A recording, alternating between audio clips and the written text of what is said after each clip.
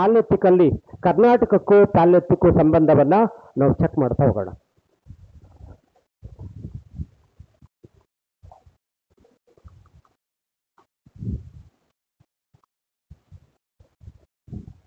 ಅಥವಾ ಇದನ್ನ old stone age ಅಂತ ಕರೆದಿದ್ದೀವಿ. ಕರ್ನಾಟಕಕ್ಕೂ ಇದಕ್ಕೂ ಸಂಬಂಧಗಳು. ಸಾಮಾನ್ಯವಾಗಿ ಇದನ್ನ ಒಂದು ಅಂದಾಜು ಮೇಲೆ ಪರಿಗಣಿಸಿದ್ದಾರೆ. Okay, 5 lakh to up to the ಇದನ್ನ 5 ಲಕ್ಷ ವರ್ಷಗಳಿಂದ ಸುಮ್ಮನೆ ಅಪ್ರಾಕ್ಸಿಮೇಟ್ ಆಗಿ, ದರ್ ಇಸ್ ನೋ ಪ್ರಾಪರ್, ಆಯ್ತಾ, ಅಪ್ ಟು ದಿ 10,000 BCE ಅಂತ ಹಾಕಿದ್ದಾರೆ. ಅಂದ್ರೆ ಅರ್ಥ ಲಾಂಗೆಸ್ಟ್ ಪೀರಿಯಡ್. ಇಡೀ ಶಿಲಾಯುಗ ಸಂಸ್ಕೃತದಲ್ಲಿ ಸುದೀರ್ಘವಾದ ಕಾಲ ಅಂತಂದ್ರೆ ಅದು ಹಳೆ ಶಿಲಾಯುಗ ಸಂಸ್ಕೃತಿ.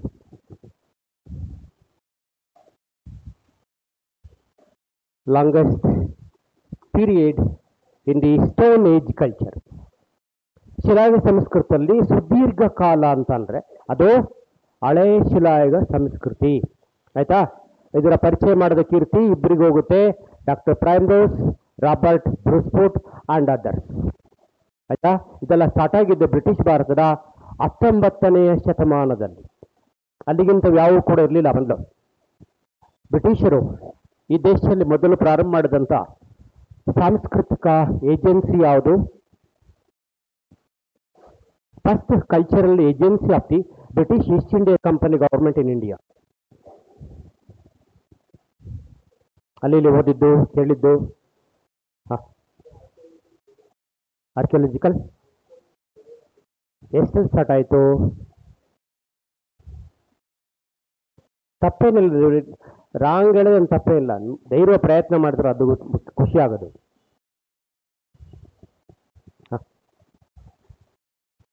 ಅವರು ಎಎಸ್ಐ ಅಂತ ಹೇಳಿದ್ರು. ಯಾವಾಗ ಸ್ಟಾರ್ಟ್ ಆಗಿದ್ದೆ ASI? Archaeological survey of India. ಏನು ಬರ್ತಾ ಇದೆ? Fine, good memory. ಎಲ್ಲಿವರೆಗಿತ್ತು? ಎಎಸ್ಐ ಸ್ಟಾರ್ಟ್ ಆಗಿದ್ದು ಇಲ್ಲಿಂದಲ್ವಾ? ಹಾ, ಎಲ್ಲಿವರೆಗಿತ್ತು? 1888ವರೆಗೂ ಇತ್ತು. ಆಮೇಲೆ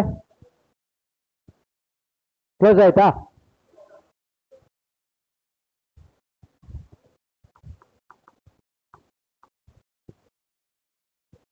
Even till today it has been working.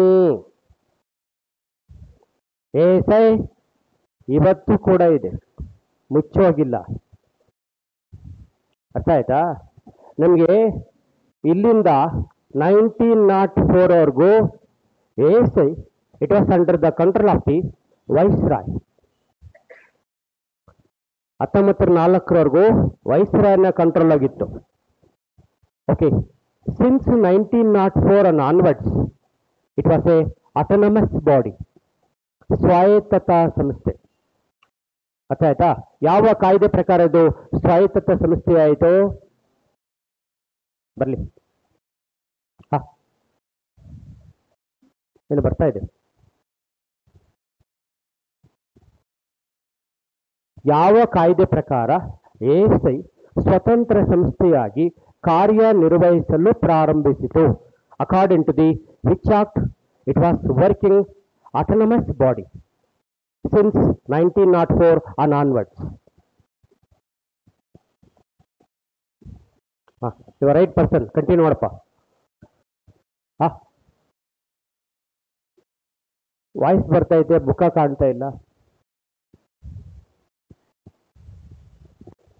Okay, according to the Ancient Monuments Preservation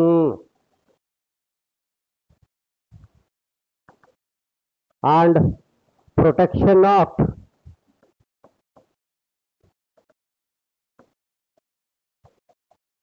Act of 1904,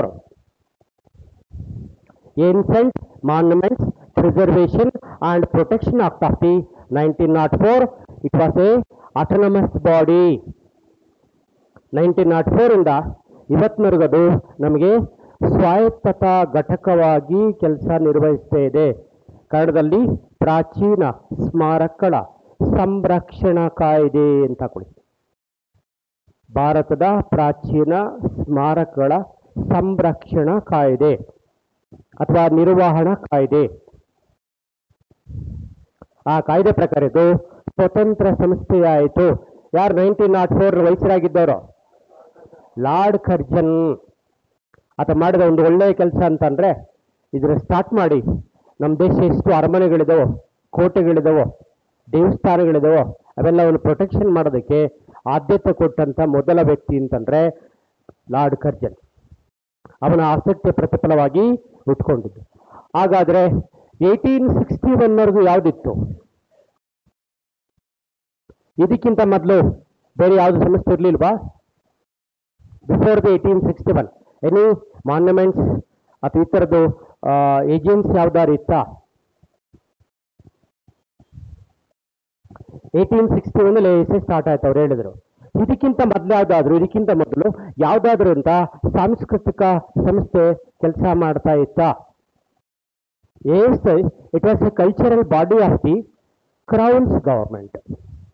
but crown's ರೂಲ್ಗಿಂತ ಮೊದಲು ಯಾವ ಸರ್ಕಾರ ಇತ್ತು? ರಾಣಿ ಸರ್ಕಾರಕ್ಕಿಂತ ಮೊದಲು ಯಾವ ಸರ್ಕಾರ ಇತ್ತು? ಕಂಪನಿ ಸರ್ಕಾರ. ಎಂಥ ಕಂಪನಿ ಸರ್ಕಾರ? ಈಸ್ಟ್ ಇಂಡಿಯಾ ಕಂಪನಿ ಸರ್ಕಾರ,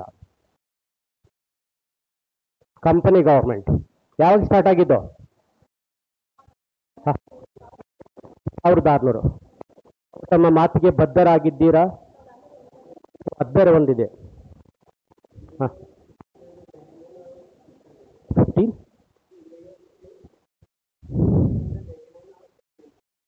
ಏನು ಅಷ್ಟೊಂದು ಹಿಂದೆ ಮುಂದೆ ಇಳಿತಾ ಇದ್ದೀರಾ? ಎರಡು ಒಂದೇ, ಇದಾರು ಸರಿ ಅದಾರು ಸರಿ ಅಂತ. ಎಲ್ಲಿ ಸ್ಟಾರ್ಟ್ ಆಯ್ತಮ್ಮ ಈಸ್ಟ್ ಇಂಡಿಯಾ ಕಂಪನಿ? ಇಂಗ್ಲೆಂಡ್. ಅದು ಇಂಗ್ಲೆಂಡಿಗೆ ಎಲ್ಲಿ? ಲಂಡನ್. ಯಾರು ಸ್ಟಾರ್ಟ್ ಮಾಡಿದಾರು? ಜೋರಿಗಳಮ್ಮ, ವಾಲ್ಯೂಮ್ ಕೊಡ್ರಿ.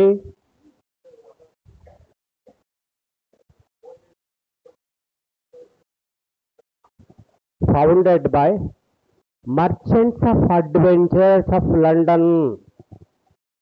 ಇಂಗ್ಲೆಂಡಿನ ಖಾಸಗಿ ಸಾಹಸಿ ವರ್ತಕರಿಂದ ಅಸ್ತಿತ್ವಕ್ಕೆ ಬಂದ ಸಂಘವೇ East India company. Merchants of adventurers ಅಂತ, ಸಾಹಸಿ ವರ್ತಕರು ಅಂತ ಕರಿತೀವಿ. ಅರ್ಥ ಆಯ್ತಾ? ಅವರೆಲ್ಲ ಮೂಲತಃ ಷೇರುದಾರರು, ಶೇರ್ ಹೋಲ್ಡರ್ಸ್. ಯಾರು ಜಾಸ್ತಿ ಶೇರ್ ಹಾಕಿದ್ರೋ ಅವ್ರಿಗೆ ಕಂಪ್ನಿಯಲ್ಲಿ ಜಾಸ್ತಿ ಪವರ್ ಇತ್ತು. ಕಡಿಮೆ ಶೇರ್ ಇನ್ವೆಸ್ಟ್ಮೆಂಟ್ ಮಾಡಿದ್ರೆ ಕಡಿಮೆ ಪವರ್ ಇತ್ತು. ಅದು ಸ್ಟಾರ್ಟ್ ಆಗಿದ್ದು ಲಂಡನ್ನಲ್ಲಿ 1600 ಅಲ್ವಾ? ಇಂಡಿಯಾಕ್ಕೆ ಯಾವಾಗ ಬಂದಿದ್ದು?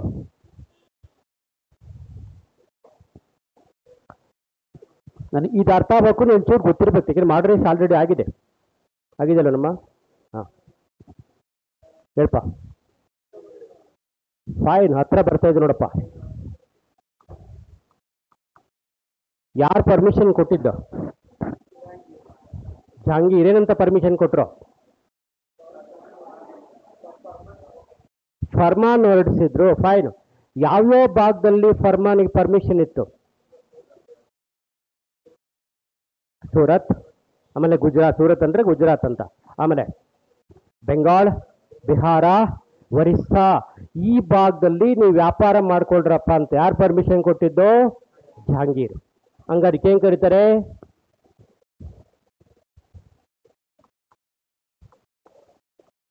ಫರ್ಮಾನ್ of 1611 issued by the Jahangir. 1611 ಫರ್ಮಾನ್ ಅಂತ. ಅಕಾರ್ಡಿಂಗ್ ಟು ದಿಸ್ ಫರ್ಮಾನ್ East India company came into existence in India. ಹಟ್. ಎಲ್ಲಿ ಸ್ಟಾರ್ಟ್ ಆಗಿದೆ ಈಸ್ಟ್ ಇಂಡಿಯಾ ಕಂಪನಿ? ಜೋರುಗಳಮ್ಮ. ಬೆಂಗಾಳ ಸ್ಟಾರ್ಟ್ ಆಯಿತು. ಓಕೆ, ಸೂರತ್. ಈ ಫರ್ಮಾನಿನ ಪ್ರಕಾರ ಈಸ್ಟ್ ಇಂಡಿಯಾ ಕಂಪನಿ ಇಂಡಿಯಾದಲ್ಲಿ ಫಸ್ಟ್ ವ್ಯಾಪಾರ ಸ್ಟಾರ್ಟ್ ಮಾಡಿದ್ದೆ ಸೂರತ್ನಲ್ಲಿ. ಯಾವಾಗ? ಮಾವಿನ ಸೊಪ್ಪು ಎಲ್ಲ ಕಟ್ಬಿಟ್ಟು ಬಾಳೆ ಕಂಬೆಲ್ಲ ಕಟ್ಬಿಟ್ಟು ಆಫೀಸ್ ಓಪನ್ ಮಾಡಿದ್ದು ಯಾವಾಗ?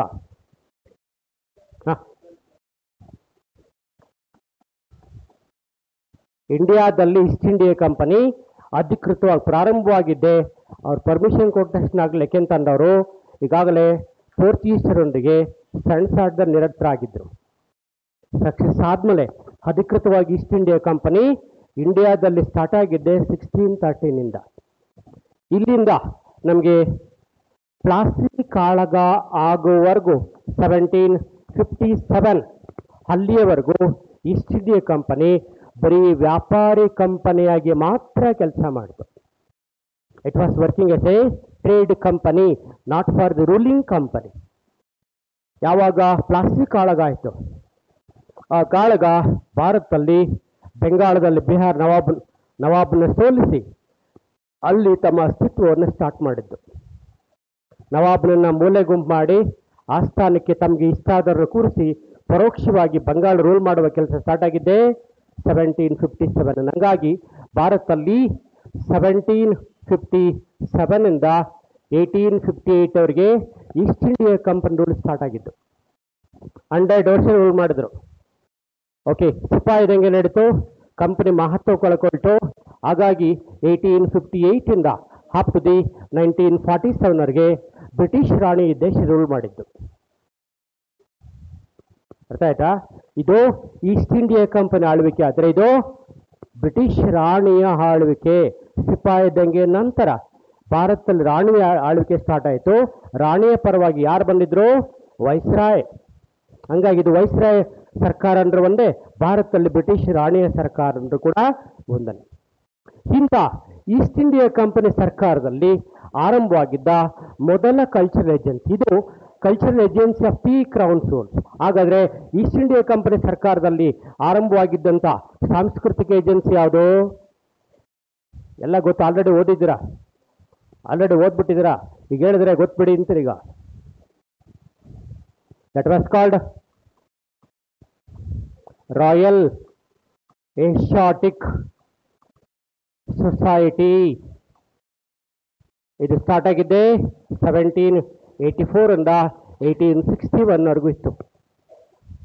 ಹಂಗಾಗಿ ಬ್ರಿಟಿಷ್ ಭಾರತದ ಮೊದಲ ಸಾಂಸ್ಕೃತಿಕ ಸಂಸ್ಥೆ ಪ್ರಶ್ನೆ ಕೇಳಿದ್ರೆ ತಕ್ಷಣ ಅವ್ರಾಕ್ಬೇಕು ನೀವು royal Asiatic society of the Bengal. ಗೊತ್ತಾಯ್ತು? ಇದು ಫಸ್ಟ್ ಕಲ್ಚರಲ್ ಏಜೆನ್ಸಿ ಆದರೆ ASI ಸೆಕೆಂಡ್ ಕಲ್ಚರಲ್ ಏಜೆನ್ಸಿ. ಇವೆರಡೂ ಕೂಡ ಸ್ಪಷ್ಟ ಗೊತ್ತಿರಬೇಕು. ಅರ್ಥ ಆಯ್ತಾ? ಇವೆರಡು ಬಂದಮೇಲೆ ಇಡೀ ಇತಿಹಾಸವನ್ನು ನಾವೆಲ್ಲವೂ ಕೂಡ ರೀಆರ್ಗನೈಸ್ ಮಾಡಿದು. Both royal Asiatic society and ASI both bar reorganised the way of the study of the Indian history. ಈ ಎರಡು ಸಂಸ್ಥೆಗಳು ಬಂದಮೇಲೆ ನಮ್ಮ ದೇಶಕ್ಕೆ ಇತಿಹಾಸ ಅನ್ನೋದು ಒಂದು ಆಕಾರ ಚೌಕಟ್ಟು ಅಂತ ಸಿಕ್ಕಿದೆ ಈ ಎರಡೂ ಸಂಸ್ಥೆಗಳ ಪ್ರಯತ್ನದ ಫಲವಾಗಿ. ಅರ್ಥ ಆಯ್ತಾ? ಹಾಗಾಗಿ ಇವೆರಡೂ ಕೂಡ ನಿಮಗೆ ಗೊತ್ತಿರಬೇಕಾದಂಥ ಅಂಶಗಳು. ಅದು ಬಂದ್ಮೇಲೆ ನಮಗೆ ಇದರ ಸ್ಪಷ್ಟತೆ ಏನು ಅಂತ ಅರ್ಥ ಆಗಿಲ್ಲ ಅಂತಂದ್ರೆ ಇವಾಗ ಓದಿಲ್ಲ ಅಂತಂದ್ರೆ ನೀವು ಇಷ್ಟು ಓದಿದ್ದು ವೇಸ್ಟ್ ಅಂತಲೇ ಅರ್ಥ. ಹಾಗಾಗಿ ಇದರ ಸ್ಥಾಪಕರು, ಅದರ ಬುಲೆಟಿನ್ಸ್ ಎಲ್ಲ ನಿಮಗೆ ಚೆನ್ನಾಗಿ ಗೊತ್ತಿರಬೇಕು, ಆಲ್ರೆಡಿ ಹೇಳ್ಕೊಟ್ಟಿದ್ದಾರೆ, ಅದರಲ್ಲೇನು ಹೋಗಲ್ಲ. ನಾನು ಯಾಕೆ ಹೇಳಿದೆ ಅಂತಂದರೆ ಈ ರಾಯಲ್ ಏಷ್ಯಾಟಿಕ್ ಸೊಸೈಟಿ ಬಂತಲ್ಲ, ಬಂದಮೇಲೆ it made the research work about the entire palaeolithic age. ಆಯ್ತಾ? ಇದು ಲಾಂಗೆಸ್ಟ್ ಪೀರಿಯಡ್. ಇಲ್ಲಿ ಮನುಷ್ಯ ಅಂತಂದ್ರೆ ಇದನ್ನು ನಾವು ಗುರುತಿಸ್ಕೊಳ್ಳೋದು ಫ್ರಮ್ ಬಾರ್ಬರಿಸಮ್ ಟು ಈ ಅವಧಿಯಲ್ಲಿ ಒಂದು ರೀತಿ ಮನುಷ್ಯ ಈ ವಾಸ್ ಇನ್ ವಾಂಡರಿಂಗ್ ಸ್ಟೇಜ್. ಇದು ವಾಂಡರಿಂಗ್ ಸ್ಟೇಜ್ ಫಾರ್ ದಿ ಅಥವಾ ಫುಡ್ ಗ್ಯಾದರಿಂಗ್ ಸ್ಟೇಜ್.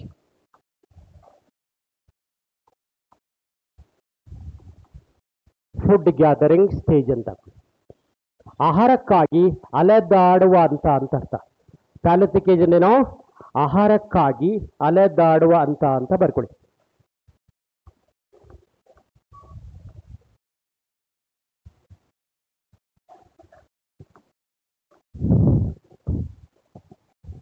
ಓಕೆ, ಸಾಕಷ್ಟು ಡೆವಲಪ್ಮೆಂಟ್ ಗೊತ್ತೀವಿ ಮನುಷ್ಯನಿಗಿಲ್ಲಿ. Okay, no idea. About the ಮನುಷ್ಯನಿಗಿಲ್ಲಿ okay no idea about the agriculture, ಕೃಷಿ ಬಗ್ಗೆ ಗೊತ್ತಿರಲಿಲ್ಲ. ಮನುಷ್ಯನಿಗೆ ಏನೇನು ಗೊತ್ತಿರಲಿಲ್ಲ, ಕೃಷಿ ಬಗ್ಗೆ ಗೊತ್ತಿರಲಿಲ್ಲ. ಓಕೆ, ಮನುಷ್ಯನಿಗೂ ಪ್ರಾಣಿಗೂ ಜೀವನಕ್ಕೂ ಏನು ವ್ಯತ್ಯಾಸ ಇಲ್ಲ. ಅರ್ಥ ಆಯ್ತಾ? ಇವಾಗ stayed in the park of the trees, ಮರದ ಪೊಟ್ಟೆಗಳಲ್ಲಿ ವಾಸ ಮಾಡ್ತಿದ್ದ. Okay, caves of the stones, ಗುಹಾಲಯಗಳಲ್ಲಿ ವಾಸ ಮಾಡ್ತಿದ್ದ. ಅರ್ಥ ಆಯ್ತಾ? ಪ್ರಾಣಿ ಕೊಂದ್ಬಿಟ್ಟು ತಿನ್ಬಿಟ್ಟು ಮಾಂಸ ಹಂಗೆ ಹಿಡ್ಕೊಂಡು ಅದರಲ್ಲೇ ಮುಖ ತಗೊಂತಿದ್ದ. ಆ ರಕ್ತದ ಕಲೆಯೇ ಅವನಿಗೆ ಪೌಡ್ರ್ ಆಗಿತ್ತು, ಕ್ರೀಮ್ ಆಗಿತ್ತು. ಮನುಷ್ಯನ ಜೀವನಕ್ಕೂ ಪ್ರಾಣಿಗೂ ಏನು ವ್ಯತ್ಯಾಸ ಇಲ್ಲದಿರೋ ಜಾಗ ಅಂತಂದದು ಅದು ಪೂರ್ಣ ಪ್ರಮಾಣದಲ್ಲತ್ತ. ಆಮೇಲೆ ಒಂದು ಕಡೆ ನೆಲೆ ನಿಂತರು, ಎಲ್ಲೆಲ್ಲ ಆಹಾರ ಸಿಕ್ತಿತ್ತು ಹುಡಿಕೊಂಡು ಹೋಗ್ತಾ ಇದ್ದ. ಆಮೇಲೆ ಇದ್ರ ಇತಿಹಾಸದ ದಾಖಲಾತಿಗಳ ಪ್ರಕಾರ who used the very odd stone for killing the animals. Hard stones, ಅದನ್ನು ನಾವು ಸ್ಟೀಟೈಟ್ ಸ್ಟೋನ್ಸ್ ಅಂತ ಕರಿತೀವಿ. ಸ್ಟೀಟೈಟ್ ಸ್ಟೋನ್ಸ್ ಅಂದ್ರೆ ಒಂದೇ, ಹಾರ್ಡ್ ಸ್ಟೋನ್ಸ್ ಅಂದ್ರೆ ಒಂದೇ. ಅಂದ್ರೆ ಗಡಸುಗಲ್ಲುಗಳನ್ನ ಪ್ರಾಣಿಗಳನ್ನ ಹತ್ಯೆ ಮಾಡುವುದಕ್ಕೆ ಬಳಸ್ತಾ ಇದೆ. ಎಂಥ ಕಲ್ಲುಗಳು? ಗಡಸುಗಲ್ಲುಗಳು. ಅಂದ್ರೆ ತುಂಬಾ ಹಾರ್ಡ್ ಸ್ಟೋನ್ಸ್ ಅವೆಲ್ಲ.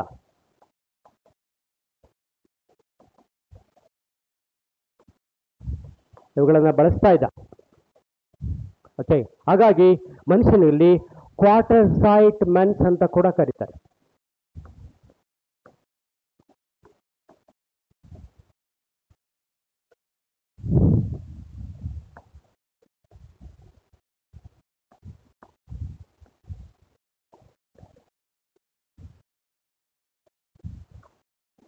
ಮನುಷ್ಯನ ಏನ್ ಕರೆಯಲಾಗಿದೆ?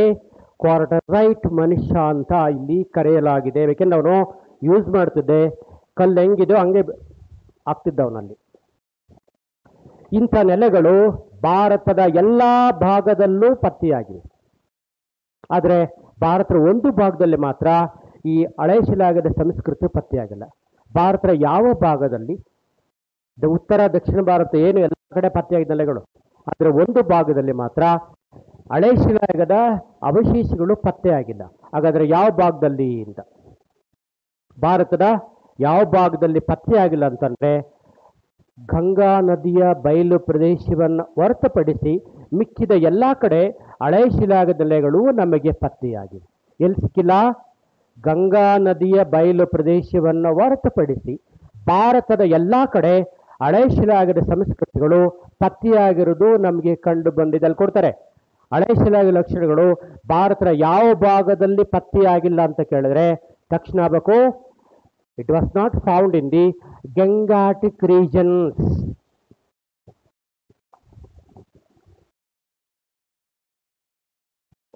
Except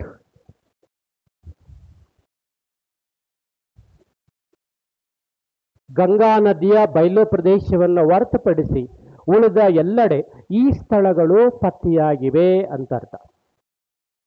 so that's one important stages. ಅರ್ಥ ಆಯ್ತಾ? ಆಮೇಲೆ ಹಳೆ ಶಿಲಾಯುಗಕ್ಕೆ ಇನ್ನೊಂದು ಹೆಸರು ಹಿಮಯುಗ, ಐಸ್ ಏಜ್ ಅಂತ ಕೂಡ ಕರಿತೀವಿ. ಹಳೆ ಶಿಲಾಯುಗಕ್ಕೆ ಇನ್ನೊಂದು ಹೆಸರು ಹಿಮಯುಗ ಅಂತ ಕೂಡ ಕರಿತೀವಿ, ಐಸ್ ಏಜ್ ಅಂತ ಕೂಡ ಗುರುತಿಸ್ಕೊಳ್ತೀವಿ. ಯಾಕೆಂದ್ರೆ ಮಂಜುಗಡ್ಡೆ ಇರುವಂತಹ ಸಂದರ್ಭದಲ್ಲೂ ಕೂಡ ಮನುಷ್ಯ ವಾಸ ಮಾಡ್ತಿದ್ದ ಅಂತ. ಪ್ರಾಣಿಗಳನ್ನ ಕೊಂದ ಮೇಲೆ ಅದನ್ನ ಇಟ್ಕೊಳ್ಳೋಕೆ ಎಲ್ಲಿ ತುಂಬಾ ಐಸ್ ಜಾಗ ಇರ್ತೋ ಅಲ್ಲಿ ಇಡ್ತಿದ್ದ. ಅವಾಗೇನಂತೆ ಪ್ರಾಣಿಗಳು ಒಂದು ವಾರ 15 ದಿವಸ ಪ್ರಾಣಿಗಳು ಆ ಮಾಂಸಕ್ಕೆ ಇಡ್ತಿರ್ಲಿಲ್ಲ. ಆ ಜಾಗ ಮಾಂಸ, ಯಾಕೆಂದ್ರೆ ಪದೇ ಪದೇ ಒಂದ್ಸರಿ ಕೊಂಡ್ರೆ ಒಂದು ವಾರ 15 ದಿವಸ ಅದು ಮಟನ್ ಇಟ್ಕೊಂಡು ತಿನ್ಬೋದಾಗಿತ್ತು ಅವನು. ಐಸ್ಗೆ ಅದು ಬೇಗ ಕೆಡ್ತಿರ್ಲಿಲ್ಲ. ಇವತ್ತು ಕೂಡ ನೀವು ಕೆಲವು ಮಾಲ್ಗಳಿಗೆ ಹೋಗಿ ಚಿಕನ್ ಮಟನ್ ಐಸ್ ಒಳಗೆ ಇಟ್ಟಿರ್ತಾರೆ ಮೀನುಗಳನ್ನೆಲ್ಲ, ಯಾಕೆಂದ್ರೆ ಕೆಡಲ್ಲ ಅಂತ ಅರ್ಥ. ಹಾಗೆ ಅದಕ್ಕೆ ಹಿಮಯುಗ ಅಂತ ಕೂಡ ಗುರುತಿಸ್ಕೊಳ್ತೀವಿ. ಈಗ ಇಂತಹ ಸ್ಥಳಗಳಿಗೆ ಸಂಬಂಧಪಟ್ಟಂತೆ ಕರ್ನಾಟಕದಲ್ಲಿ ಸಿಕ್ಕಿರುವಂಥ ಪ್ರಮುಖ ಸ್ಥಳ ಹಾಕೊಳ್ಳಿ, ಅದು ಅವ್ರು ಹೇಳ್ಕೊಡ್ತಾರೆ. ನಾನು ಕರ್ನಾಟಕ ಸ್ಥಳಗಳು ಮಾತ್ರ ಹೇಳ್ಕೊಡ್ತೀನಿ, ಆಯ್ತಾ? First one sites in Karnataka.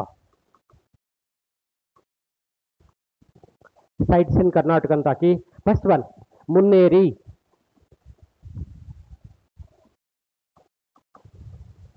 ಮುನ್ನೇರಿ ಅಂತ ತಕ್ಷಣ ಬರೋದು belongs the present Vijayapura or Bijapur district. ಯಾರು ಬಿಜಾಪುರದವ್ರು ಇದ್ದೀರಾ?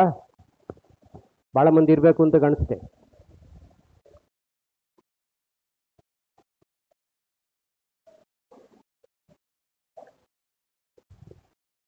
ಮುನ್ನೇರಿ ಅಂತ.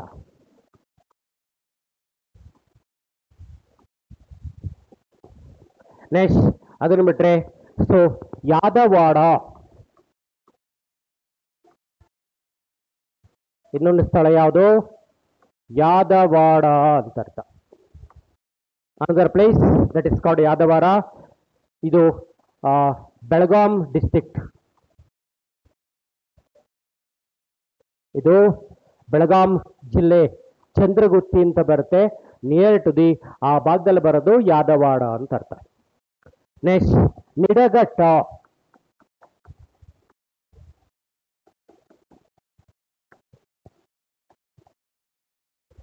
ನಿಡಘಟ್ಟ ಎಲ್ಲಿ ಬರ್ಬೋದು? ಚಿಕ್ಕಮಗಳೂರು ಜಿಲ್ಲೆ near to the Tarikere taluk. Tarikere taluk Chikkamagaluru district.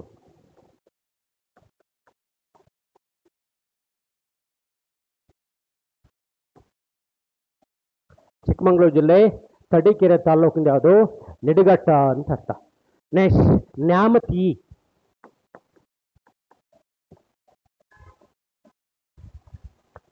Nyamathi okay, ಯಾವ ಡಿಸ್ಟಿಕ್ ಇರ್ಬೋದು? ದಾವಣಗೆರೆ ಡಿಸ್ಟಿಕ್ನಲ್ಲಿ ಬರುತ್ತೆ. ಮೊದಲು ಶಿವಮೊಗ್ಗ ಆಗಿತ್ತು, ದಾವಣಗೆರೆ ಜಿಲ್ಲೆ ಆದ್ಮೇಲೆ ಅದು it's part of the so Davanagere ಜಿಲ್ಲಾ ವ್ಯಾಪ್ತಿಯಲ್ಲಿ. ಅದೇ ತರ ಅನದರ್ ಒನ್ ಕಿಬ್ಬನಹಳ್ಳಿ.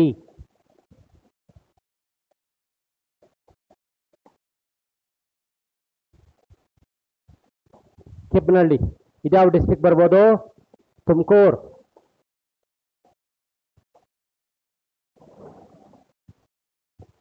ಒಂದೊಂದು ಕೂಡ ಒಂದೊಂದು ಪ್ರಮುಖ ಸ್ಥಳ ಅಂತ ನಾವು ಇವು ಹಳೆ ಶಿಲಾಕ್ಕೆ ಸಂಬಂಧಪಟ್ಟಂತೆ ಕಂಡು ಬರುವಂತ ಪ್ರಮುಖ ನೆಲೆಗಳು ಅಂದ್ರೆ ಇವೆಲ್ಲ ಗೊತ್ತಿರಬೇಕು.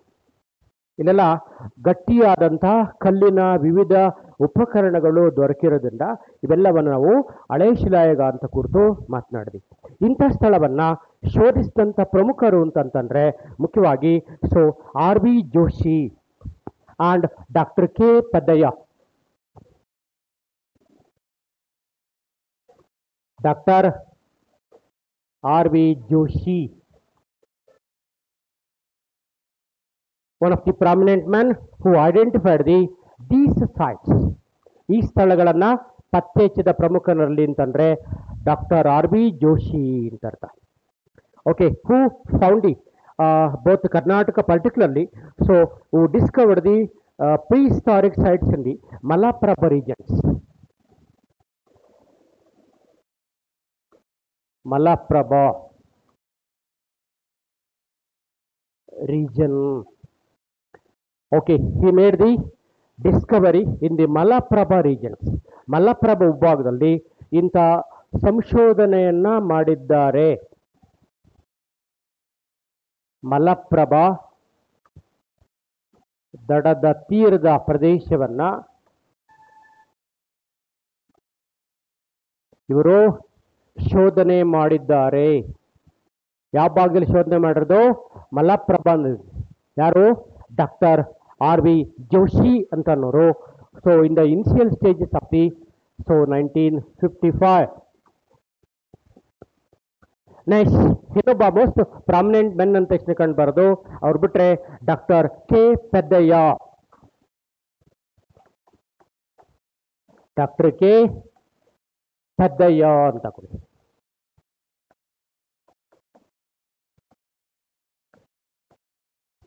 another prominent man who made the excavation work. ಇವರು ಮಲಪ್ರಭಾ ವಿಭಾಗದಲ್ಲಿ ಈ ಉತ್ಖನನ ಕಾರ್ಯವನ್ನ ಕೈಗೊಂಡಿದ್ರೆ doctor K Peddayya made the research work. Okay, ಹಿಂದಿ ಹುಣಸಗಿ ಆಟ್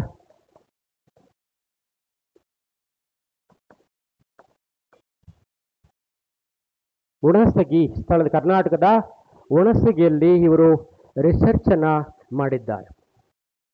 ಓಕೆ, ಇಲ್ಲಿ ಸಾಕಷ್ಟು ಅಂಶಗಳನ್ನು ಇವರು ನಾವು ಕಂಡುಹಿಡಿದರನ್ನ ಗುರುತಿಸ್ಕೊಂಡಿರ್ಬೋದು. ಎಲ್ಲಿ ಬರುತ್ತೆ ಹುಣಸಗಿ? ಹಾ, ಯಾರು ಪರಿಚಯ ಇದೆಯಾ? ಯಾವ ಡಿಸ್ಟಿಕ್ ಇರ್ಬೋದು? ಪರವಾಗಿಲ್ಲ, ರಾಂಗ್ ಆದ್ರೆ ಪರವಾಗಿಲ್ಲ ಹೇಳಿ.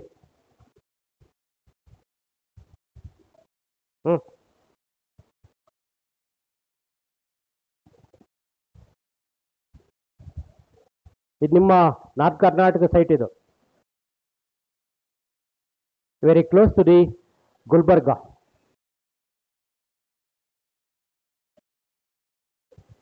ಗೊತ್ತಾಯ್ತಿರಮ್ಮ? ಯಾವೂರು? ಅಲ್ಲ, ನಿಮ್ಮ ಗುಲ್ಬರ್ಗ ಸುತ್ತಮುತ್ತಕ್ಕೆ ಸಂಬಂಧಪಟ್ಟಿದ್ದು ಅಂತ ಹೇಳಿದ್ದು. ತಮ್ದು ಯಾವ ಜಿಲ್ಲೆ? ಯಾದಗಿರಿ. ಪಕ್ಕ ದುರ್ಗರು, ಅಡ್ಡಿ ಇಲ್ಲ. ನಿಮ್ಮೂರು ಕಲ್ಲಿನಗುಡ್ಡ, ರಾಯಚೂರು ಕಲ್ಲಿನಗುಡ್ಡ. ನಿಮ್ಮೂರಲ್ಲಿ ಎಷ್ಟು ಟೆಂಪ್ರೇಚರ್ ಇರುತ್ತೋ ರಾಯಚೂರಿಗೆ ಅಷ್ಟೇ ಟೆಂಪ್ರೇಚರ್ ಇರುತ್ತೆ. ಎರಡು ಗುಡ್ಡದ ಊರುಗಳು ಅಂದರೆ ಒಂದು ಚಿತ್ರದುರ್ಗ, ಇನ್ನೊಂದು Raichur. Okay, so Gulbarga district ಅಂತ ಹಾಕೊಳ್ಳಿ. ಅದು ಈಗ ಯಾದಗಿರಿ ಸಂಬಂಧಪಟ್ಟಿದೆ. ಇವರಲ್ಲಿ ಏನೇನು ಪತ್ತೆ ಮಾಡಿದೆ ಅಂತಂದರೆ, ಒಂದು hand axe, knife and crowbars. ಇಲ್ಲಿ ಪತ್ತೆ ಮಾಡಿದೊಂದು ಹ್ಯಾಂಡ್ ಆಕ್ಸ್, ಕೈಗೋಡಲಿ ಅಂತ ಅರ್ಥ. ಸೆಕೆಂಡ್ ಒನ್ ಏನ್ ನೈಫ್ ಅಂತಂದ್ರೆ ಕತ್ತಿ ಅಂತ ಅರ್ಥ. Next crowbars.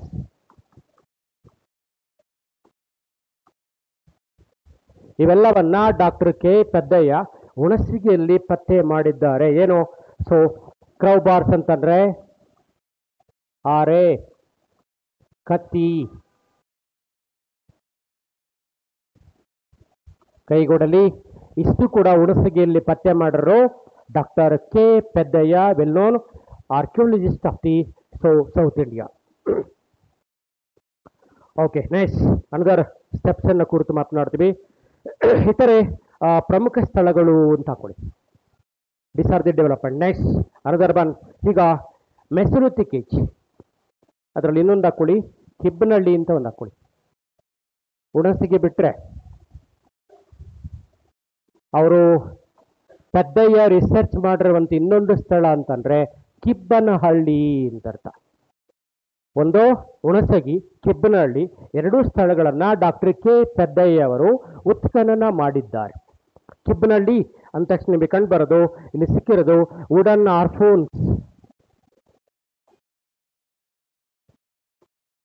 Wooden harpoons found here.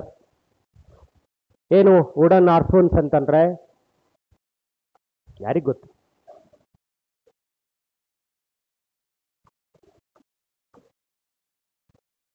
ಇಲ್ಲಿ ಮರದ ಈಟಿ ಪತ್ತೆಯಾಗಿದೆ. ಏನ್ ಪತ್ತೆಯಾಗಿರೋದು? ಮರದ ಈಟಿ ಈ ಕಿಬ್ಬನಹಳ್ಳಿಯಲ್ಲಿ ಪತ್ತೆಯಾಗಿದೆ. ಯಾವ ಡಿಸ್ಟಿಕ್? ಈಗ ತಾನೇ ಹೇಳಿದ್ನಲ್ಲ. ಮತ್ತೆ ಇಷ್ಟು ಮರೆತು ಹೋಗ್ತಾ ಇರುತ್ತೆ. ಇಷ್ಟು ಹಂಗೇನೆ ಜ್ಞಾಪಕ ಇದ್ದಂಗೆ ಇರುತ್ತೆ, ಮರ್ತು ಹೋಗ್ತಾ ಇರುತ್ತೆ. ಓಕೆ, ಸೊ ಎಲ್ಲ ನಿಮಗೆ ಕಿಬ್ಬನಹಳ್ಳಿ ಅಂದ ತಕ್ಷಣ ನಿಮಗೆ ಮೈಂಡಲ್ಲಿ ತುಮಕೂರು ಅಂತ ತಕ್ಷಣ ಜ್ಞಾಪ ಬಂದ್ಬಿಡ್ಬೇಕು. ಗೊತ್ತಾಯ್ತಲ್ಲ? ಎಸ್. ಈಗ ಮೆಸೊಲಿಥಿಕ್ ಪೀರಿಯಡ್ಗೆ ಸಂಬಂಧಪಟ್ಟಂತೆ ಬರೋಣ.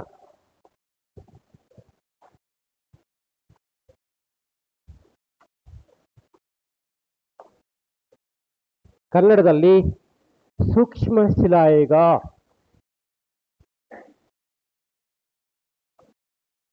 ಸೂಕ್ಷ್ಮ ಶಿಲಾಯುಗ ಇನ್ನೊಂದು ಪ್ರಮುಖ ಅಂತಂದ್ರೆ, ಸೊ ಸೂಕ್ಷ್ಮ ಶಿಲಾಯುಗ ಇದು 10,000 ಅಂತ ಹಿಡ್ಕೊಂಡು 5,000 ಕ್ರಿಸ್ತಪೂರ್ವ ಅಂತ ಹಾಕೊಳ್ಳಿ.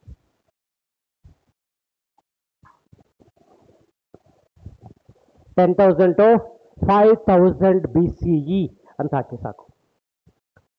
ಓಕೆ, ಇದು ಒಂಥರ ಈ ಹಳೆ ಶಿಲಾಯುಗ, ನವಶಿಲಾಯುಗ ಎರಡಕ್ಕೂ ಮಧ್ಯೆ ಇರುವಂಥ ಶಿಲಾಯುಗ ಇದು. ಅರ್ಥ ಆಯ್ತಾ? It was between mesolithic, okay, neolithic versus the palaeolithic. ಆ ಕಡೆ ಹಳೆ ಶಿಲಾಯುಗ, ಈ ಕಡೆ ನವಶಿಲಾಯುಗ, ಎರಡರ ಮಧ್ಯದ ಹಂತವನ್ನು ಏನು ಕರೀತೀವಿ ನಾವು? ಸೂಕ್ಷ್ಮ ಶಿಲಾಯುಗ ಅಂತ ಕರಿತೀವಿ. ಯಾಕೆ ಇದನ್ನ ಸೂಕ್ಷ್ಮ ಶಿಲಾಯುಗ ಅಂತ ಕರಿತೀವಿ ಅಂತಂದ್ರೆ, ಪ್ರಾರಂಭದಲ್ಲಿ ಮನುಷ್ಯ ಪ್ರಾಣಿಗಳನ್ನ ಕೊಲ್ಲೋದಕ್ಕೆ ಕಲ್ಲುಗಳನ್ನ ಎತ್ಕೊಂಡು ಓಡ್ತಾ ಇದ್ದ. ಕೆಲವು ಸರಿ ಪ್ರಾಣಿ ಮೇಲೆ ಕಲ್ಲೆತ್ತಾಗಿದಾಗ ನೈಸಾಗಿ ಜಾರಿ ಬಿದ್ದು ಪ್ರಾಣಿ ತಪ್ಪಿಸ್ಕೊಳ್ತಾ ಇತ್ತು. ಆದ್ರೆ ಏನಾಗ್ತಿತ್ತು ಅಂತಂದ್ರೆ, ಕಲ್ಲು ಕೆಳಗೆ ಬಿದ್ದಾಗ ಕೆಳಗಡೆ ಇರುವಂತ ಗಟ್ಟಿಯ ಭಾಗಕ್ಕೆ ಬಿದ್ದು ಅದು ಅದಕ್ಕೆ ಡಿವೈಡ್ ಆಗ್ತಿತ್ತು, ಒಡೆದೋಗ್ತಿತ್ತು. ಆ ಒಡೆದೋಗಿರೋ ಕಲ್ ತೆಗೆದುಕೊಂಡೋಗಿ ಪ್ರಾಣಿಗಳಿಗೆ ಹಾಕ್ತಿದ್ದ, ಬೇಗ ಸಾಯ್ತಾ ಇದ್ದವು. ಅವನಿಗನಿಸ್ತು, ಕಲ್ಲನ್ನ ಈ ಥರ ಚೂಪ್ ಮಾಡಿಕೊಂಡು ಹೊಡೆದ್ರೆ ಪ್ರಾಣಿ ಬೇಗ ಸಾಯುತ್ತೆ, ನನಗೆ ಬೇಟೆ ಸಿಗುತ್ತೆ ಅನ್ನುವ ಕಾನ್ಸೆಪ್ಟ್ ಮನುಷ್ಯನಿಗೆ ಆ ಒಡೆದು ಹೋಗಿರೋ ಕಲ್ಲುಗಳನ್ನು ಬಳಸ್ಕೊಂಡು ಇನ್ನೂ ಶಾರ್ಪ್ ಮಾಡಿಕೊಂಡು ಆ ಪ್ರಾಣಿಗಳನ್ನು ಬೇಟೆ ಆಡ್ತಿದ್ದ. ಆಗ ಮೆಸು ಅಂತಂದ್ರೆ ಶಾರ್ಪ್ ಅಂತ ಅರ್ಥ. Used the sharp stones to killing the animals. ಆ ಶಾರ್ಪ್ ಅಕ್ಕಿ ಬಳಕೆ ಆಗಿರೋ ಪದ ಯಾವುದು ಅಂತಂದ್ರೆ ದಟ್ ವಾಸ್ ಕಾಲ್ಡ್ ಸೂಕ್ಷ್ಮ ಅಂತ ಪದವನ್ನ ನಾವು ಬಳಕೆ ಮಾಡಿದ್ವಿ. ಆಯ್ತಾ?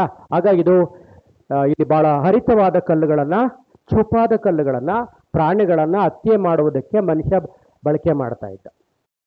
ಓಕೆ, ಇನ್ನೊಂದು ಮೇಜರ್ ಅಂತಂದ್ರೆ, ಹಳೆ ಶಿಲಾಗದ ಕೊನೆಯ ವೇಳೆಗೆ ಮನುಷ್ಯ ಆಕಸ್ಮಿಕವಾಗಿ ಬೆಂಕಿಯನ್ನ ಕಂಡುಹಿಡ್ಕೊಂಡಿದ್ದ. ಅರ್ಥ ಆಯ್ತಾ? ಕಲ್ಲಿನ ಭಾಗ ಬಿದ್ದಾಗ ಆಕಸ್ಮಿಕ ಸ್ಪಾರ್ಕ್ ಬರ್ತಾ ಇತ್ತು. ಅವನೇ ಮಾಡ್ದ, ಆಶ್ಚರ್ಯ ಆಯ್ತು. ಆ ಕಲ್ಲು ತಗೊಂಡೋಗಿ ಅದೇ ಜಾಗಕ್ಕೆ ಮತ್ತೆ ಹೊಡೆದ್ರೆ ಮತ್ತೆ ಸ್ಪಾರ್ಕ್ ಬರ್ತಾ ಇತ್ತು. ಆ ಸ್ಪಾರ್ಕ್ ಬಂದ್ಮೇಲೆ ಸುತ್ತಮುತ್ತ ಇದ್ದ ಹುಲ್ಲುಗಳೆಲ್ಲ ಅದು ಕತ್ಕೊಳ್ತಿತ್ತು. ಅವನೇ ಮಾಡ್ದ, ಜೊತೆಗೆ ಪಕ್ಕದಾಗಿಟ್ಟಿದ್ದಂಥ ಮಾಂಸವೂ ಕೂಡ ಬೆಂದು ಹೋಗ್ತಿತ್ತು. ಅದನ್ನ ಕ್ಲೀನ್ ಮಾಡಿ ತಿಂದಾಗ ಏನೋ ಒಂಥರ ಟೇಸ್ಟ್ ಚೆನ್ನಾಗಿ ಕಾಣ್ತಾ ಇತ್ತು. ಹಾಗಾಗಿ ಈ ಅವಧಿಯಲ್ಲಿ ಮನುಷ್ಯ ಆಹಾರವನ್ನ ಬೇಯಿಸಿ ತಿನ್ನುವುದಕ್ಕೆ ಸ್ಟಾರ್ಟ್ ಮಾಡ್ದ. ಮೊದಲು ಹಸಿ ಮಾಂಸ ತಿಂತಿದ್ದ. ಓಕೆ, ಈ ಅವಧಿಯಲ್ಲಿ ಆದಂಥ ಇನ್ನೊಂದು ಮಹತ್ವದ ಬದಲಾವಣೆ ಅಂತಂದ್ರೆ, ಈ ವೇಳೆಗೆ ಮನುಷ್ಯ ಬೆಂಕಿಯನ್ನ ಕಂಡು ಹಿಡಿದುಕೊಂಡಿದ್ದ. ಹಾಗಾದ್ರೆ ಬೆಂಕಿ ಎಲ್ಲಿ ಕಂಡು ಹಿಡಿಯಲಾಗಿತ್ತು ಅಂತ ಏನು ಹೇಳ್ತೀರಾ? ಹಳೆ ಶಿಲಾಯುಗ. ಹೆಚ್ಚು ಬಳಕೆ ಬಂದಿದ್ದು ನಮಗೆ ಸೂಕ್ಷ್ಮ ಮತ್ತು ನೈವಶಿಲಾಯುಗದಲ್ಲಿ. ಹಾಗಾದ್ರೆ ಬೆಂಕಿ ಬರೋದಕ್ಕೆ ಯಾವ ಕಲ್ಲನ್ನು ಬಳಸ್ತಿದ್ರು? ಬೆಣಚು ಕಲ್ಲು ಅಂತ ಒಂಥರ ಕಲ್ಲು ವೈಟ್ ಕಲರ್ ಇರ್ತಿತ್ತು, ಅಥವಾ ಕೆಲಸ ವೈಟ್ ಕಲರ್ ಜಾಸ್ತಿ ಬೆಂಕಿ ಬರ್ತಾ ಇತ್ತು. ಸ್ಕ್ರಾಚ್ ಮಾಡಿದ್ರಂಗೆ ಬೆಂಕಿ ಬರ್ತಾ ಇತ್ತು. ಹಾಗಾದ್ರಲ್ಲಿ ಮನುಷ್ಯ ಈ ತರ ಅಂಶಗಳನ್ನ ಬಳಕೆ ಮಾಡ್ತಿದ್ದ ಅಂತ ಅರ್ಥ. ಓಕೆ, ಇದು ಫಸ್ಟ್ ಪಾರ್ಟ್. ಮೊದಲೆಲ್ಲ ಒಬ್ಬಂಟಿಯಾಗಿದ್ದ. ಓಕೆ, ಅವನು ಕೂಡ ಜೋಡಿ ಬೇಕು ಅನ್ನಿಸ್ತಿತ್ತು. ಹಾಗಾಗಿ ಈ ವೇಳೆಗೆ ಮನುಷ್ಯ ಒಬ್ಬಂಟಿ ಆಗೋದ್ರ ಮೊದಲಿಗೆ ಜೋಡಿಯಾಗಿ ಜೀವನ ಮಾಡೋದನ್ನ ಸ್ಟಾರ್ಟ್ ಮಾಡ್ದ. ಹಾಗಾಗಿ ಇಲ್ಲಿ ಬೆಳಗ್ಗೆ ಒಂದು ರೀತಿ ಫ್ಯಾಮಿಲಿ ಲೈಫ್ ಆಫ್ ಹ್ಯೂಮನ್ಸ್ ಅಂತ ಇದೆಯಲ್ಲ, ಅದು ಸ್ಟಾರ್ಟ್ ಆಗಿದ್ದೆ ಈ ಒಂದು ಕಾಲದಿಂದ. Family of the humans was began. ಮನುಷ್ಯ ಏಕ ವ್ಯಕ್ತಿಯಾಗಿದ್ದವನು ಸಂಘಟಿತ ವ್ಯಕ್ತಿಯಾಗಿ, ಸಂಘಜೀವಿಯಾಗಿ, ಅಂದ್ರೆ ಕೌಟುಂಬಿಕ ವ್ಯಕ್ತಿಯಾಗಿ ಬದಲಾದ. ಅವನಿಗೂ ಒಬ್ಬನೇ ಬೇಜಾರಾಗ್ತಿತ್ತಲ್ವಾ? ಜೋಡಿ ಬೇಕನ್ನಿಸ್ತು. ಇಬ್ಬರು ಒಂದೇ ಕಡೆ ಕೂಡಿ ಮುಂದೆ ಸಂತಾನ ಹರಿ ಮಾಡಿಕೊಂಡ್ರು. ಅದಕ್ಕೆ ಯಾವುದು ಸೂಕ್ಷ್ಮವಾದ ಸ್ಥಳ ಇತ್ತೋ ಆ ಸ್ಥಳಗಳನ್ನು ಆಯ್ಕೆ ಮಾಡ್ಕೊಳ್ತಿದ್ರು. ಇಂಥ ಸ್ಟಾರ್ಟ್ ಆಗಿದ್ದು ಈ ಒಂದು ಹಂತದಲ್ಲಿ. ಆಯ್ತಾ? ನೆಕ್ಸ್ಟ್ ಮನುಷ್ಯ ಒಂದ್ ಕಡೆ ಸ್ಟಾರ್ಟ್ ಮಾಡಿದ್ರಲ್ವಾ, ಆಗ ಮನುಷ್ಯನಿಗೆ ಪ್ರಾಣಿಗಳನ್ನ ಸಾಕಬೇಕು ಅನ್ನೋದು ಕೂಡ ಗೊತ್ತಾಯಿತು. ಹಾಗಾಗಿ ಇಲ್ಲಿ ಡೊಮೆಸ್ಟಿಕೇಶನ್ ಆಫ್ ಅನಿಮಲ್ಸ್.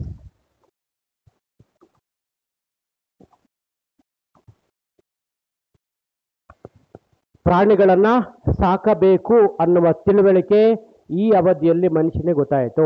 ಭಾರತದಲ್ಲಿ ಮೊದಲು ಸಾಕು ಪ್ರಾಣಿಗಳು ಯಾವ್ಯಾವುದು? ಓಕೆ, ಫಸ್ಟ್ ಆಯ್ತು ಡಾಗ್, ಆಮೇಲೆ ಶೀಪ್,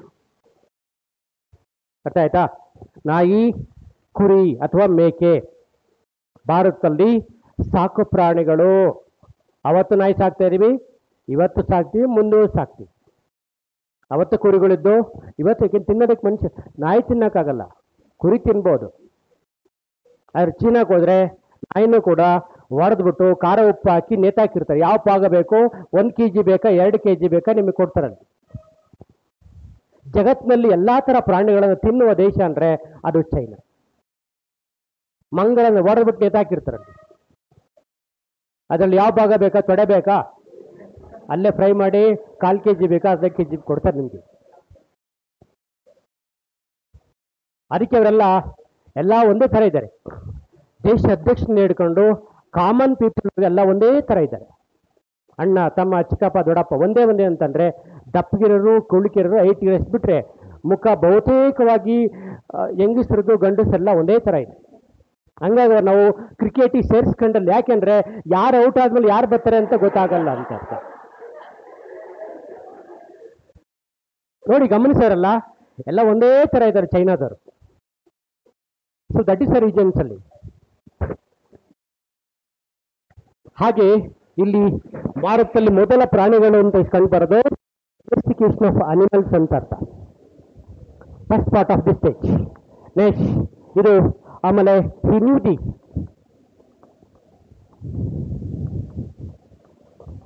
ಕಲ್ಟಿವೇಶನ್, ಬೆಳೆಗಳನ್ನ ಬೆಳೆಯಬೇಕು ಅನ್ನುವ ತಿಳುವಳಿಕೆಯೂ ಕೂಡ ಮನುಷ್ಯನಿಗೆ ಈ ಸಂದರ್ಭದಲ್ಲಿ ಬಂದಿತು. ನ್ಯೂಟಿ ಕಲ್ಟಿವೇಶನ್ಸ್ ಆಯ್ತಾ. ಬೆಳೆಗಳನ್ನು ಬೆಳೆಯಬೇಕು ಅಂದ್ರೆ ಬೇಸಾಯ ಮಾಡಬೇಕು ಅನ್ನುವ ಪರಿಕಲ್ಪನೆ ಮಾನವನಿಗೆ ಬಂದಿದ್ದು ಸೂಕ್ಷ್ಮ ಶಿಲಾಯುಗದ ಅಂತಲ್ಲಿ.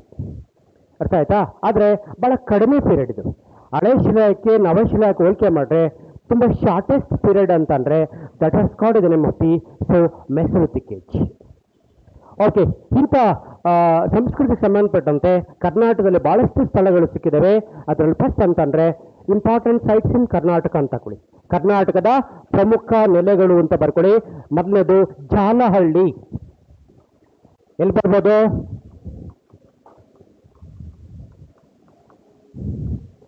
ಬೆಂಗಳೂರು ರೂರಲ್ ಡಿಸ್ಟಿಕ್, ಬೆಂಗಳೂರು ಗ್ರಾಮಾಂತರ ಜಿಲ್ಲೆ ಅಂತಂದದು ದಟ್ ಇಸ್ ಕಾಲ್ಡ್ ಜಾಲಹಳ್ಳಿ ಅಂತ. ನೆಕ್ಸ್ಟ್ ಸಂಗನಕಲ್ಲು,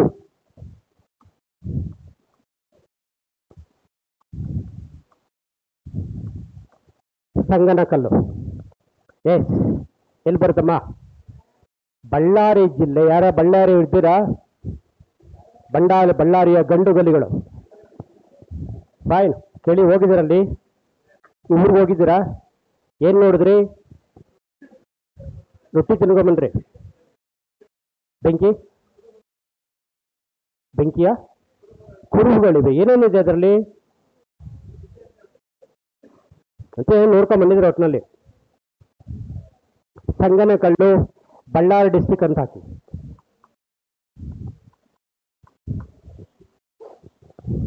ಸಂಗನ ಕಲ್ಲು ಅಂದ ತಕ್ಷಣ ಬಳ್ಳಾರಿ ಅಂತ ಗೊತ್ತಾಗಬೇಕು. Next Brahmagiri,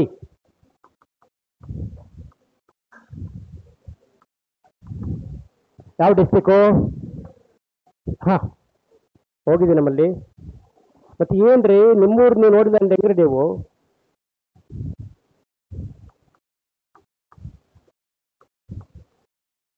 Chitradurga district, Brahmagiri. Next another one that is called ಹಂಸಗಿ.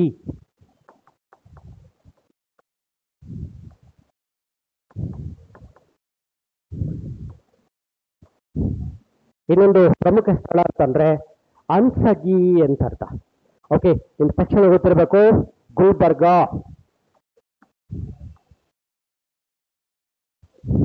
ಹಂಸಗಿ ತಕ್ಷಣ ಗುಲ್ಬರ್ಗ ಹೆಸರು ತಕ್ಷಣ ಜ್ಞಾಪ ಬರಬೇಕು. ನೆಕ್ಸ್ಟ್ ಇನ್ನೊಂದು ಕಿಬ್ಬನಹಳ್ಳಿ. ಈಗಿನ ಕೇಳಿದ್ವಿ ತುಮಕೂರು ಜಿಲ್ಲೆ ಬರೋದು ಕಿಬ್ಬನಹಳ್ಳಿ ಅಂತ ಅರ್ಥ. ನೆಕ್ಸ್ಟ್ ತಿಮ್ಮನಹಾಳ.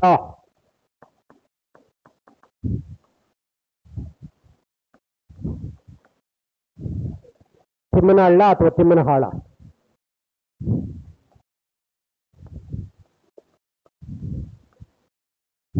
ಇದು ಮಲಪ್ರಭಾ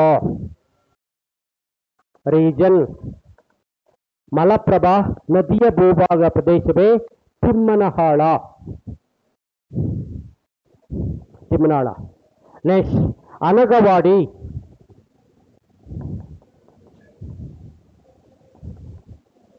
ಅನಗವಾಡಿ ಅಂತ ತಕ್ಷಣ ಕಂಡುಬಾರ್ದು ಬಾಗಲಕೋಟೆ. ಬಾಗಲಕೋಟೆ ಅನಗವಾಡಿ ಅಂದ ತಕ್ಷಣ ನಮಗೆ ಕಂಡುಬಾರ್ದು ಬಾಗಲಕೋಟೆ ಜಿಲ್ಲಾ ವ್ಯಾಪ್ತಿಗೆ ಸೇರಿದ್ದು. ಓಕೆ, ಇವೆಲ್ಲ important sites of the mesolithic period. Okay, so ಈ ಸೂಕ್ಷ್ಮ ಶಿಲಾಯುಗಕ್ಕೆ ಸಂಬಂಧಪಟ್ಟಂತೆ ಕರ್ನಾಟಕದ ಪ್ರಮುಖ ನೆಲೆಗಳು ಅಂತಂದರೆ ಇವುಗಳು ನಿಮಗೆ ಗೊತ್ತಿರಬೇಕಾದಂಥ ಪ್ರಮುಖ ಸ್ಥಳಗಳು. Next another one Neolithic sites ಅಂತ ಕೊಡಿ. Neolithic sites